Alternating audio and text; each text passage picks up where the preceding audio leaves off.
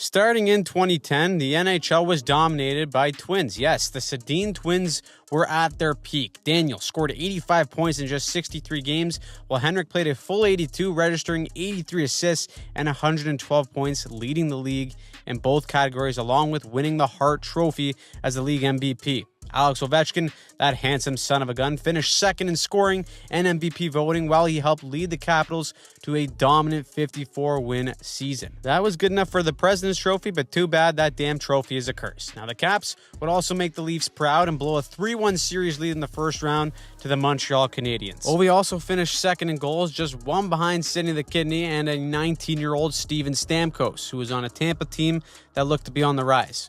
The Buffalo Sabres, however, were in their prime and carried by Vezina winner Ryan Miller. The Sabres actually won their division with 45 wins, while rookie defenseman Tyler Myers took home the Calder Trophy.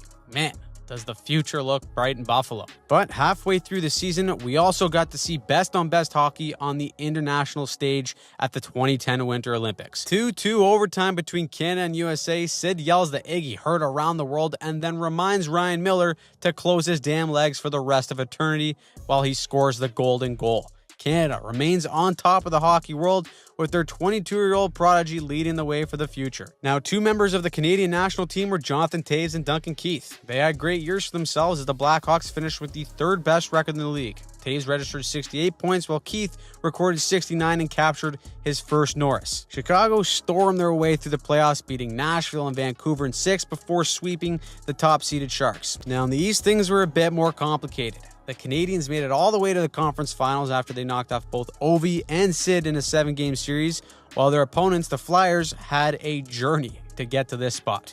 First, they got into the postseason on the last day of the season with a shootout win over the Rangers. Then they beat the Devils in 5, only to move on and win 4 straight against Boston after going down 3-0 in the series. They make quick work of Montreal in 5 games and then meet the Blackhawks in the final. But destiny will not be denied. Game 6, OT, Patrick Kane takes a shot. No one knows where the hell the puck is. He's jumping around like a jagaloon, and rightfully so, because he's the only damn person in the world who knows that they just won the Stanley Cup.